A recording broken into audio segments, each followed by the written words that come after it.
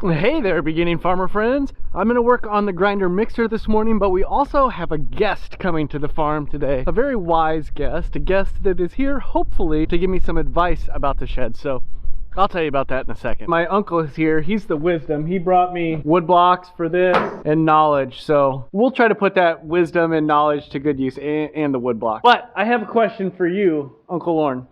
First of all, we're getting concrete in here, and it's going to be, the whole building is going to be concrete. 48 by 24 is going to be concrete. The question is, what do we do for doors? Well, you want a sliding door. A sliding door will give you the full height of your enclosure. Yeah. A door that is, a regular... But how do you do sliding door with 3 doors? You have Passover. 2 different tracks. One track on the outside would probably do the middle door. The inside track would do the 2. Then you'd have to close it and then pull the other one open. You could only have one bay open at a time. Yes. Okay. So here's a secondary question then. And I am not a door expert. This was, go ahead. Secondary question is, lumber is really expensive right now. Yes, it is. Like $6 for a 2x4x8. Really? Yeah. By the time you built 3 doors and had a double track and all the hardware for a double track, would it be the same as if you just put overhead doors in? Well, overhead door is going to limit your overhead space because the door can be no higher than your raft. So I see you do have some space. So we've got a 2x12 up top there, right? Yeah. Would it stay up above that 2x12? Depends on the door you get. I just replaced the door in the front of my garage. Yeah. It was 10 feet tall? Yes, it cost $2,200. That's the rails and the panels. I think there's 5 panels and the labor and everything. Now you're wider here. Maybe you want to enclose a portion of it. Yeah. So it's not a full, what is this? 16 feet. Well, the problem is we kind of want to have it open so that you can get 2 pieces of equipment. Like if you could park the grinder and the tractor in one bay. Why not put an overhead door in the center and put your sliding doors on one track so that it would pull out and go over the sliding door, overhead door. The overhead door. You still only get one door open at a time though. Yeah. So here's what we came up with. We have a plan that is clear as mud. It's being attacked by so many things. Like the lumber prices are kind of killing me. I started looking at those this weekend, and the 2x4x8 is $6. Send money. Send money, that's right. It's like $6 for a 2x4x8, and the overhead doors or sliding doors, even sliding doors, by the time you factor in the steel and 2 tracks and all the hardware and of course the lumber, that gets expensive. So I think maybe we'll get a bid for an overhead door. I'll price up the sliding doors. Maybe we'll do it in stages. Maybe the lumber prices will go down. I don't know. It's always good to have wisdom on the farm though, so glad somebody showed up. It's always good to get advice and as many perspective as possible, and I really appreciate my uncle for coming down. We got some advice on the doors. We got some advice on the grinder mixer. Now we need to get to work on the grinder mixer. I picked up this wheel this morning so I can grind out the inside of the gear that I was having the problems with. And then I've got some ideas on what I need to do on this locking collar. There is a hole right here and you're supposed to pound that down and in, and that will lock that down. And then there's the screw on top that I'll lock down. And then on this big gear that's come off twice, there's a set screw right here that goes down up against your machine key. And he suggested putting 2 set screws in. That way one doesn't back out on the other one. So I've got the 1 set screw. I've got Loctite for that. I'm also going to go to town, get another set screw. That way we can keep it as tight as possible, I hope.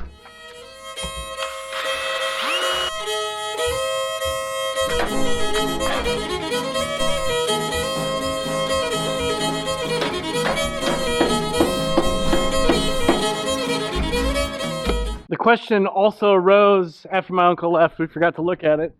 Is the chain wore out? Is there too much wobble in the chain? I have no idea. So I took the chain off. It's not the end of the world if I have to put it back on. My son actually is going to go do some work with my cousin and my uncle. We've got something really exciting happening tomorrow. Hopefully I'll get some video of that. But I'm going to have him take this chain to my uncle and my cousin and see what they think. Oh boy, I got sidetracked there. The consensus was from my uncle and my cousin and my cousin's friend is I need a new chain. I'm gonna take the bucket off the 44, I'm gonna take the bucket off the 4010, put the forks back on, or the bale spear back on, and then I've got a pallet, or what's left of a pallet of soy grits, the protein from my pig feed. I need to take that off the truck so I can have my truck, because tomorrow's farmer's market.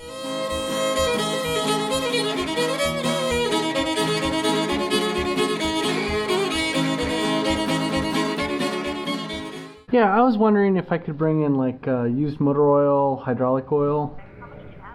Like, I don't know, 10 5-gallon buckets or so, give or take. Okay, yep, I just gotta bring it in the buckets and pour it out. Okay, sounds good, thank you. Bye-bye. All right, I've got 52 minutes to get, no, 52 minutes to get to the landfill, get these buckets of oil loaded in the back of the truck safely so they don't spill out all over the place, and get them to the landfill. It's free, so let's get rolling.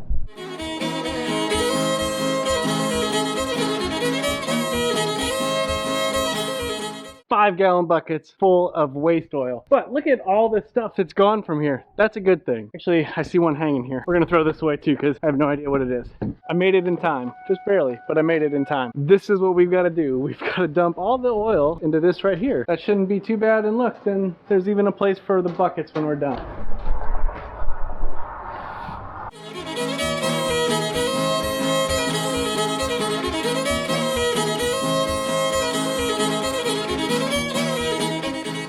That's done, and it's kind of somewhat embarrassing because this is the first time in 12 years of living on the farm that I've ever taken oil back or emptied our oil, so there was a lot of it. The cool thing is that they then use that oil to heat their shops and their offices and all of that good stuff, so not gone to waste, of course, at all, just recycled and used for good.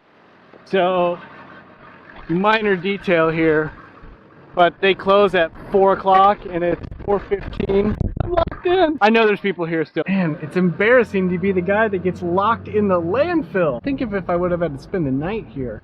Would have missed the farmer's market. There we go. Now we're out. See you later, landfill. I had to drive past the car wash on the way home, and I got a bunch of oil in here when I was driving up here, so I'm gonna spray it out real quick. I could use the power washer at home, but for $2 and not having to get the power washer out and get everything set up, I'm just gonna do this. Much easier.